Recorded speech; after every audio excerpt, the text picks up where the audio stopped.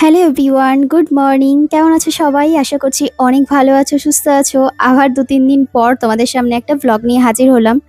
আসলে ভ্লগ আমি আগেই দিতাম, কিন্তু আমাদের এখানে গত ২ দিন ধরে ঠিকঠাক মতো কারেন্ট ছিল না। একটা দিন রাতে তো পুরো ৪টে পর্যন্ত প্রত্যেকটা মানুষ আমরা বসে কাটিয়েছি। উজ্জ্বলকে পাখা দিয়ে হাওয়া করেছি। আর ওর তো কারেন্ট ছাড়া ভীষণ কষ্ট হয়, তোমরা তো প্রত্যেকেই জানো। তো সারাটা রাত মোটামুটি জেগেই কাটিয়েছি। ব্যাস, ঠিক আছে, চলো একটা রাত ম্যানেজ করে নিয়েছি। কিন্তু আমাদের এখানে তো খুব বেশি কারেন্ট যায় না, তাই খুব একটা সমস্যা হয় না। কিন্তু এরকমভাবে যাবে সত্যি বুঝতে পারিনি, বছরে একদিন হলেও এইভাবে যায় প্রত্যেক বছর। আম, আর এটা হয় পুজোর আগেই। তারপরে পরের দিন আবার কারেন্ট গেছে।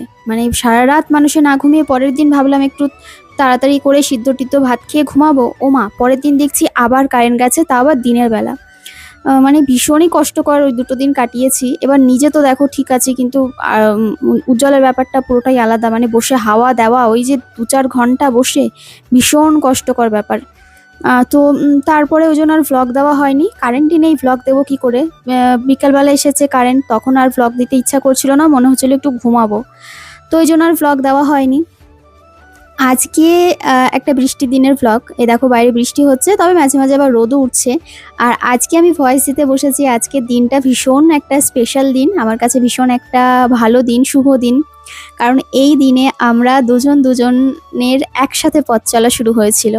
আজকের দিনটা মনে করলে আমার অনেক কিছু মনে পড়ে। অনেক ভালো মুহূর্ত তো মনে পড়েই, তার সাথে মনে পড়ে অনেক কষ্টের খারাপ মুহূর্ত। তবে খারাপটাকে পাশে রেখে ভালো মুহূর্তগুলোকেই আমি জীবনে মনে করতে চাই, এগিয়ে যেতে চাই, আর ওর সাথে একসাথে ভালো থাকতে চাই।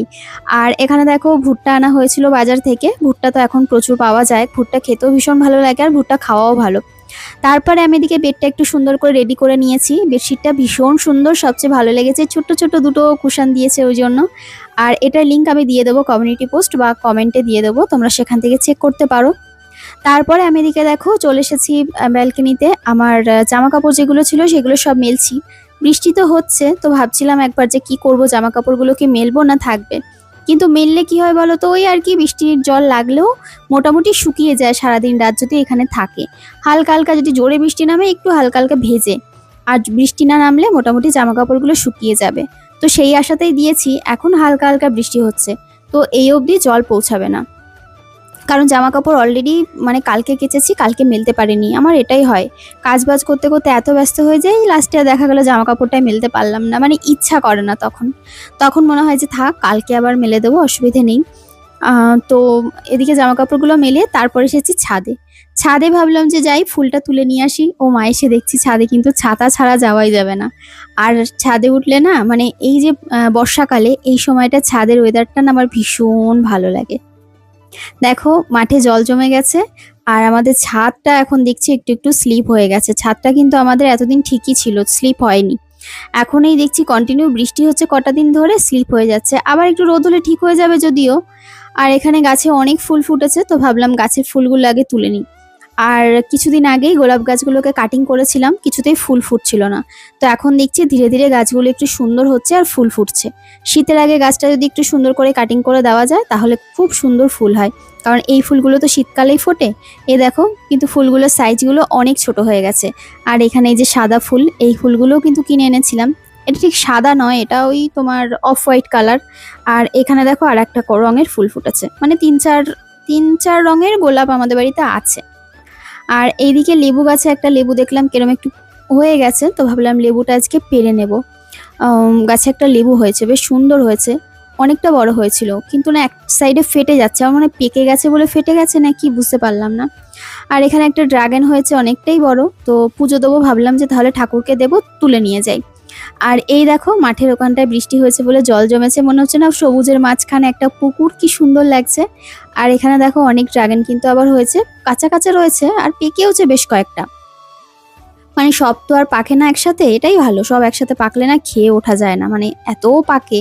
আর আমাদের বাড়িতে ড্রাগন ফল খেতে খেতে এত সবার মুখ মরে গেছে না, এখনকার কেউ খেতে চায় না। কিন্তু ড্রাগন ফল খাওয়া ভীষণ ভালো, শরীরে অনেক কিছুর ঘাটতি পূরণ হয়, রক্ত হয়, অ্যালার্জি ট্যালার্জি হয় না, অনেক সমস্যার সে হয়, রিমুভ হয় আমি শুনেছি। তবে আমি খাই ঠিকই, খুব একটা ভালো লাগে না। এদিকে ফুল নিয়ে ঠাকুরঘর সুন্দর করে ঝেড়ে পুছে দেখো পুজো কমপ্লিট করলাম।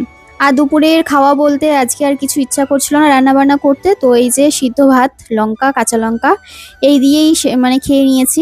আমার সিদ্ধ ভাত খেতে ভীষণ ভালো লাগে। আর এইখানে দেখো ওই যে ভুট্টাগুলো আনা হয়েছিল, তো ভুট্টাগুলোকে একটু ছাড়িয়ে নিচ্ছি। এগুলোকে ভাবলাম প্রেশার কুকারে দেবো, একটু সিদ্ধ করে খাবো। ভুট্টা পোড়ানো পোড়ানো তো ভালোই লাগে, খুবই ভালো লাগে, কিন্তু সিদ্ধ খাওয়াটা না বেশি উপকার, তো আমাদের বাড়িতে সিদ্ধ খাওয়া হয়। প্রেশার কুকারে 2-3টে সিটি দিয়ে নিলে একদম পুরো একটু নরম নরম হয়ে যায়। ওটা তুমি চাইলে একটু পুড়িয়েও নিতে পারো, তাহলে ওই শক্ত ভাবটা থাকে না। তারপরে চাইলে লেবু টেবু মাখিয়ে কীভাবে খাই খেতে পারো। আবার চাইলে যেরকমভাবে সেদ্ধ করছি সেদ্ধটা না পুড়িয়ে তুমি লেবু মাখিয়ে নুন মাখিয়ে খেতে পারো, বা এমনিও নুন দিয়ে সেদ্ধ করার পর লেবু না মাখালেও হবে। তবে না এই ভুট্টাগুলো না দেখছি একটু কেমন হয়ে গেছে, মানে জানি না কেন জল পেয়েছে হয়তো, ওই জন্য মাথার দিকটা একটু দেখলাম কেমন একটু পচা পচা ভাব। তো মাথার দিকটা থেকে বেশ খানিকটা কেটে আমি ফেলে দেওয়ার পর দেখলাম যে না ভালো। তো এদিকে এবার একটুখানি নুন দিয়ে অল্প একটু জল দিয়ে আমি সেদ্ধ বসিয়ে দিচ্ছি। বাড়ি থেকে না মা বেশ কয়েকটা নারকেল দিয়েছিল। আসলে মায়েরা এরকমই হয়, বাবার বাড়িতে গেলে তখন এটা সেটা ব্যাগের মধ্যে দিয়ে দেয়। আমি কিছু আনতে চাই না, মাও দেয় বৌদিও দেয়। আমি কিছু আনতে চাই না, কারণ মানে এত বয়ে আনা সম্ভব নয়। আমি নারকেলও প্রত্যেকবার বলে নারকেল নিয়ে যায়, এটা সেটা জোগাড় করে রাখে মা বৌদি, আমি কিছু আনি না। কারণ কি বলতো, ওই ট্রেনে যাই তো তখন হয় না। তবে এবছর বলছি, এবারে গাড়িতে গেছিলাম, তাই মা নারকেল বের করে রেখেছে, আমি বললাম ঠিক আছে দাও। তাও আনার সময় বেরিয়েছি যখন ভুলে গেছিলাম, বৌদি আবার পরে এসে দৌড়ে গিয়ে গাড়িতে দিয়ে গেছে, তুলে দিয়ে গেছে। তো আমাদের আবার গাছের নারকেলগুলো বেশি দিন থাকে না। তোমাদেরকে তো আমাদের নারকেল গাছ দেখানোই হয়নি, ঘরের পেছন দিকে আছে, পেছন দিকে যাওয়া হয়নি, ভিডিও করা হয়নি। তো ওখানে নারকেল গাছ আছে, ওই যখন এসেছিলাম তখন একটা নারকেল পড়েছে, 2টো নারকেল পড়েছে। তোমার ওই ভাইপোরা তুলে নিয়ে এসেছে, তাও খোসা ছাড়ানো হয়নি বলে ওগুলো আর দিতে পারিনি। যেগুলো খোসা ছাড়ানো ছিল সেগুলো মানে ছাড়িয়ে মানে মা দিয়েছে ব্যাগের মধ্যে। তো মা বললো যে তাড়াতাড়ি করে খেয়ে নিস, বেশি দিন রাখিস না, কারণ আমাদের ওই গাছের নারকেল খুব বেশি দিন থাকে না।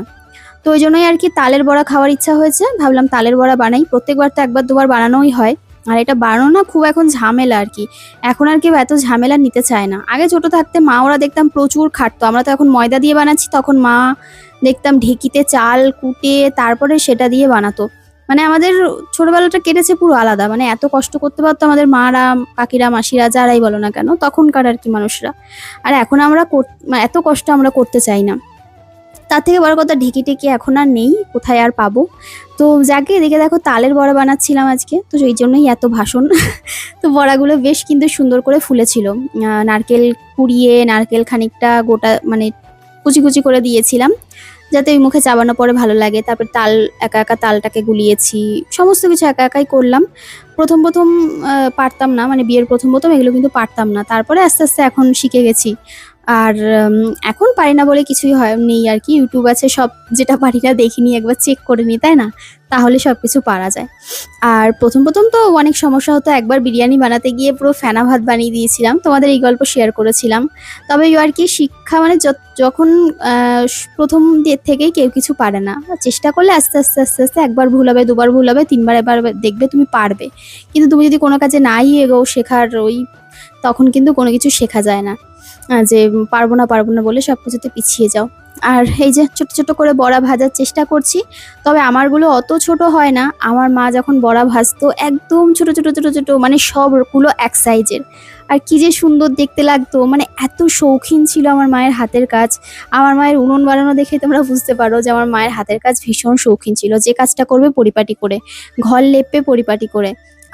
আমাদের ঘরের যে ডোয়াগুলো ছিল, মানে ওই যে ডোয়া তোমরা অনেকেই চিনবে, এত সুন্দর করে মা চেঁচে ওগুলোকে কাঁচি দিয়ে চেঁচে মাটিগুলোকে সমান করে করতো, কি দারুণ লাগতো। সময় পেতো না কিন্তু কাজ করতো, তারপরেও করতো সুন্দর করে, বেশ ভালো লাগতো। তো ওই মায়ের থেকেই মানে পরিপাটি জিনিসটা তখন থেকেই মায়ের থেকে শেখা। তারপরে তো কাজ আস্তে আস্তে শিখেছি যখন, তখন থেকে নিজে পরিপাটি করে থাকার চেষ্টা করেছি বা শেখার চেষ্টা করেছি। তো এই ছিল আজকের ভ্লগ। তালের বড়া বানানো হয়ে গেছে, আমার গপুকেও দিয়ে দিয়েছি। চলো সবাই ভালো থেকো, টাটা।